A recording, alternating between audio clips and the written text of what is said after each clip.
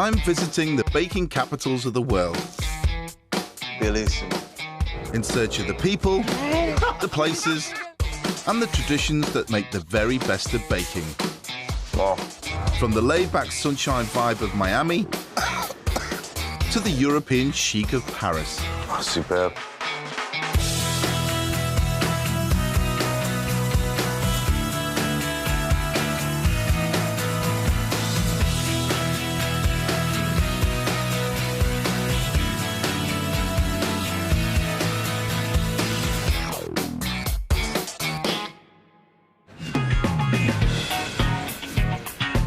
This time on City Bakes, I've come to the capital of French baking, Paris. This is something else. This is another level. I discover the artistry of the Parisian patisseries.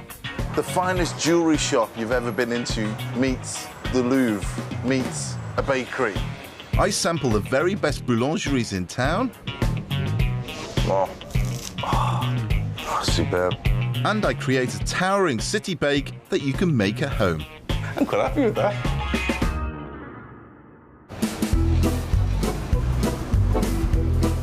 My quest to find the best of world baking has brought me to the city that sets the standard for all bakers.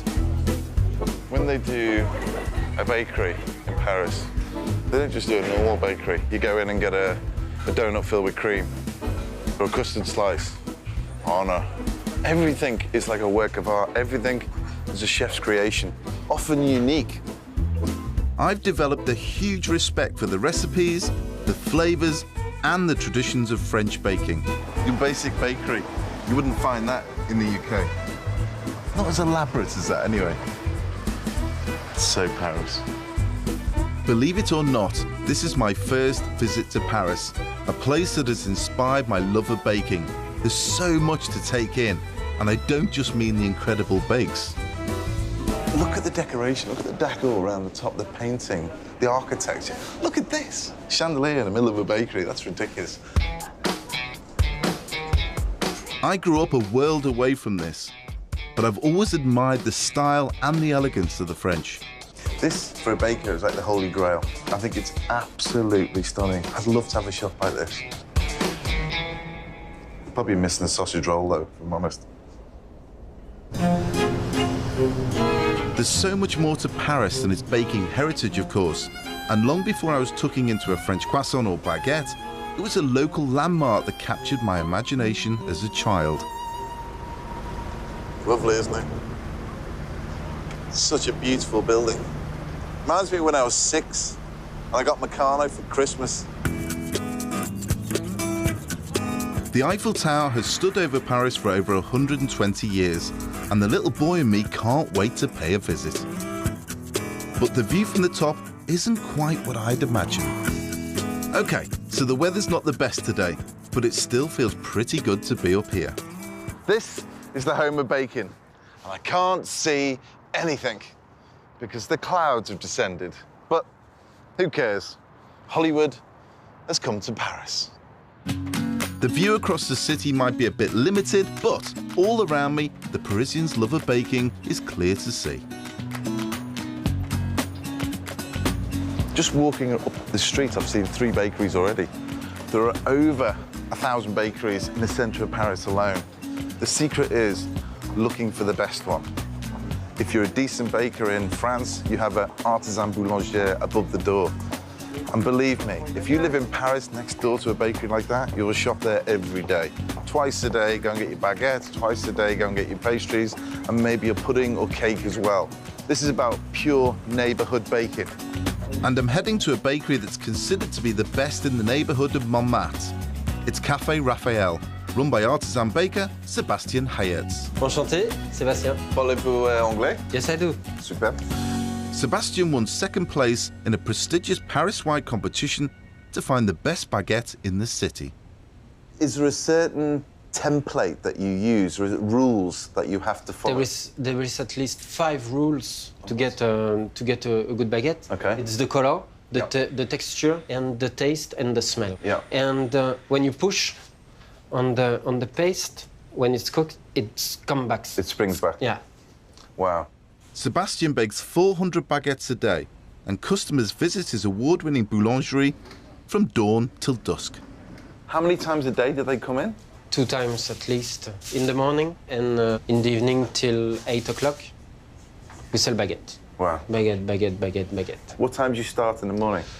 2 o'clock, most of the time. This poor guy is working 16 hours a day. Yeah, you need a lot of love and a lot of craziness to... I feel for you, I know. I've done the same myself. That's why I love French bakeries. Sebastian is one of those guys that's so passionate about what he does. He understands the way the Parisians eat their bread. I've got to try some of your baguettes. Give me one of your best baguettes. Let me just try a little bit. Oh, superb. The smell. The smell inside, you've got slight sour in there as well. But listen to this. That makes a good baguette.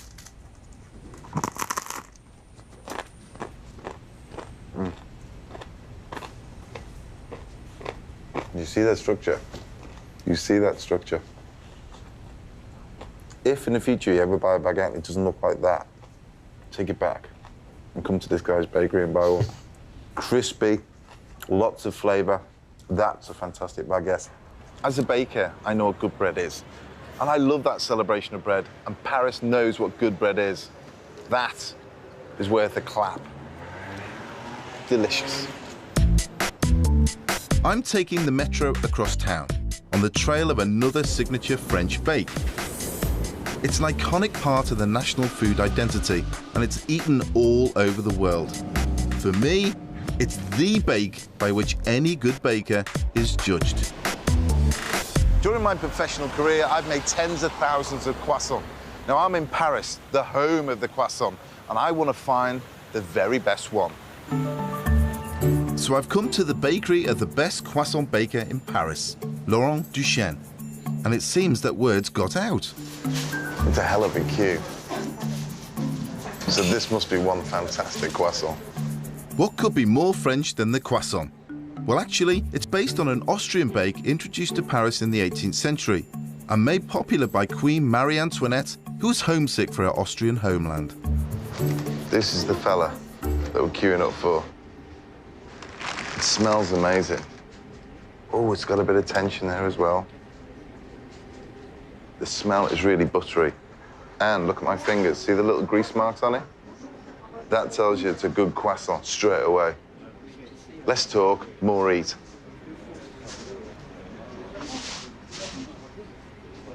Oh. It's got a slight crispiness on the outside, but as you bite in it, it flakes in your mouth. As you bite in through the layers, the butter just bang, bang, bang, just released onto your tongue. It tastes amazing. I'm fascinated to know how this guy won the best croissant in Paris. Bonjour. Hello, Paul. Laurent. Nice meeting you. Laurent Duchesne is the baker responsible for all these amazing-looking croissants and pastries, and I'm delighted that he's invited me to join him in the kitchen. I love all this. So that's the place where we make all the croissants every day. So that's the dough we prepared yesterday, which has proofed in the fridge overnight. Yes. Laurent produces 800 croissants a day, and he's perfected every stage of the baking process. So the thickness is very important of the dough and the butter. So the depth is probably about 9 mil. About 9 mil. It's 9, 10 mil. Now Laurent is layering dough, butter, dough. This gives the croissant its characteristic flaky appearance. Now, you're using a good quality French butter. Of course, we have a special butter which is coming from Poitou-Charentes. It's a countryside where we have a lot of milk, a lot of cow. The quality of the milk. And the quality of milk is very important for the butter. Okay. That's a top tip from Laurent. If you layer the dough with top-notch butter, you get an incredibly light and flavoursome croissant. So now we're going to fold it in two, and then in two again. I call that a book turn. A book Livre. Exactly. Book turn or double turn, however you want to call it. To make the perfect croissant, you must get those layers of dough and butter. I love this. I love the It smells like a bakery I used to work in, and it actually smells like bakeries I've worked in for many, many years. It feels like home to me. I love it. Laurent buckfolds and rolls his dough once more before he's ready to form those distinctive crescent shapes. And then we're going to cut it as a triangle like this. So this is where you have your triangle? That's the triangle. Fold it one time, and then you roll it as evenly as you can. I love being in a bakery with another baker who knows what they're doing. There's something special. There's like a camaraderie around dough. I used to say, you know, you roll it like you are swimming. Yes, yes. To create something magical from flour. It's deeply satisfying, and you must try it at home. One of the things when you make your croissant like this, if you put a bit of tension in there, and what that does is tightens it up slightly as you roll it up. So a bit of tension, just tack it at the bottom, and when you roll up, try not to put too much pressure on it, just on the side, roll it up. Just a little tap. Make sure that that base stays on the tray and doesn't roll like this. Once Laurent and his team have hand-rolled 800 croissants, they're left to prove overnight. They look great, all like soldiers in lines. They're then given an egg wash, and finally, they're ready for baking. Making one great croissant is an achievement, but Laurent and his team achieve perfect croissants every time, every day. Someone in Paris is going to have a good breakfast. When you think of France, you think of Paris. When you think of Paris, you think of croissant. And for me, as a baker, coming in, making croissant with the best croissant maker in Paris, fantastic. Merci, Laurent. Merci, Paul. Superb. I'll leave you to it. Thank you. My work here is done. Coming up, Wow. I discover a patisserie masterpiece. Look at that. Look at the detail on that. It's a work of art. And I take inspiration from a local landmark to create my own Parisian bake. It's okay. It's amazing. Thank you, Chef. Good job.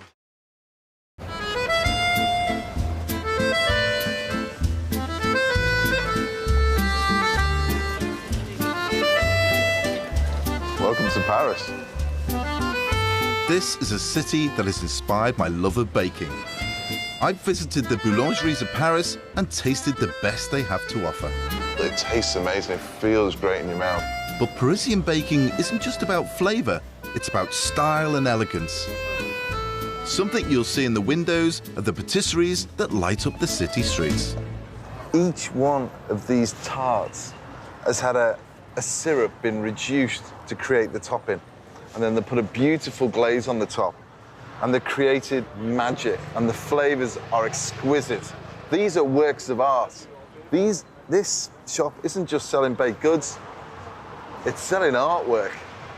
Look at it. Everywhere you turn, Parisian patisseries set new standards in food presentation. But I'm heading to a famous Parisian institution that represents the very finest in French baking style.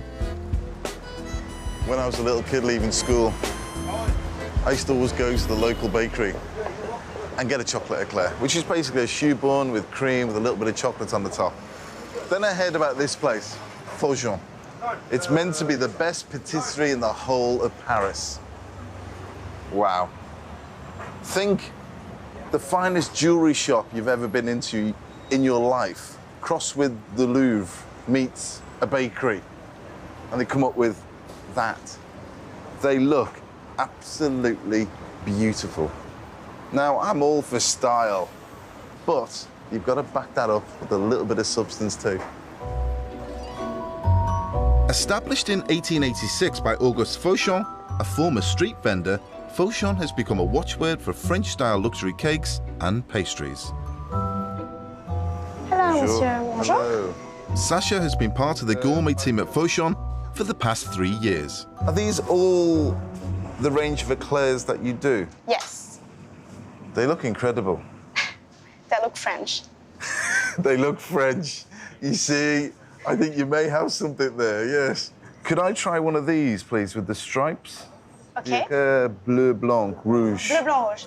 The French colours. Yes. And the British. Of course, too.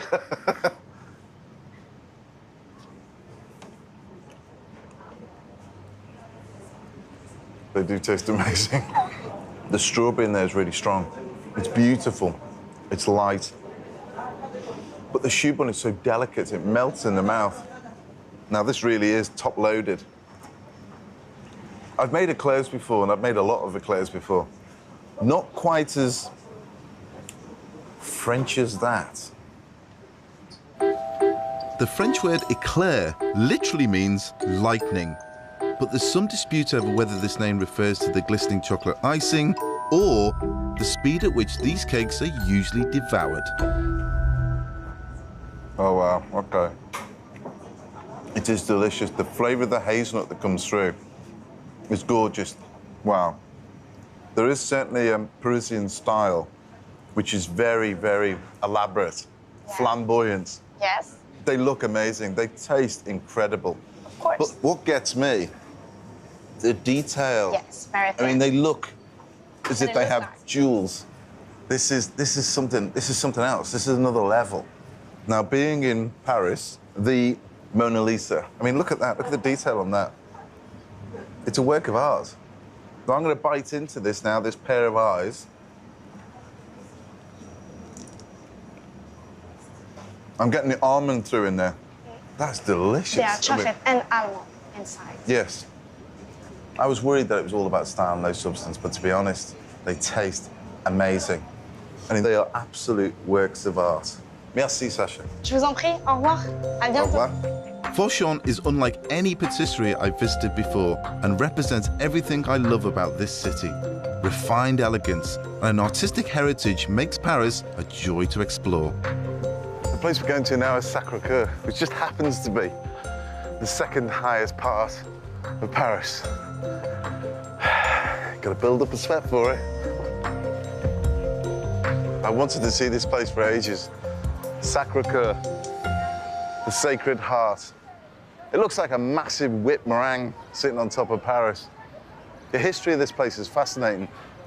The first bishop of Paris was a guy called Saint Denis, or Denis, who was beheaded by the Romans. And the story goes, when they beheaded him, his body picked up his own head and it carried on saying the sermon all the way to the top of here, where it eventually died and dropped, and they built one of the first churches here on Montmartre. The view from here is incredible. That is Paris. I've loved everything about my first visit to this great city. And to mark the occasion, I want to add my own twist to a French classic. And I'm taking my inspiration from a famous local landmark. To make my bake, I'm heading to Patisserie Storer, which opened its doors in 1730 and has been wowing customers ever since. Now look at this little fella here. Tarte au citron. These are little pearls. All of them are delicious. Bonjour, chef. Bonjour, enchanté, oui. Jeffrey Kanya is the head baker here at Storer and has offered to help me out. What I'm going to do, I'm going to use this tat as a template to try and make the Eiffel Tower out of choux pastry, or chocolate eclair, if you like. It's the same mixture, so the whole thing would be like one massive chocolate eclair. Oh, hello, that should work. I've never done it before, so I'm just going to freehand it, but I have Jeffrey is the chef of this beautiful patisserie. We're going to make this together. Now, to start with, we need to put the pan on the heat. We start by mixing equal parts of milk and water with butter. After warming through, Jeffrey adds a couple of tablespoons of sugar. So how many years, Jeffrey, have you been making eclairs? 10 years. 10 years, wow. 10 years. Whipping up a good old-fashioned choux pastry, the flour goes in next. It's second nature to a French pastry chef like Jeffrey. Now, there you go. If you look inside there now, it's beginning to come together into one ball, and it gets softer and softer and softer. The paste is transferred to a large mixing bowl before we add the eggs. One egg at a time. One egg. I can count, you see. Un egg. Un egg. Un œuf. Un œuf. Un œuf. Enough. Each time you add an egg, you have to beat the pastry vigorously with a wooden spoon. and this requires a bit of elbow grease. Your arm's okay? Yeah, it's okay. Do you want me to have a go? Yes. Okay. It's okay. Ah, it's very different. Yes. Keep adding the eggs until you get the right consistency. So if you look at this mixture now, how soft and glossy it is.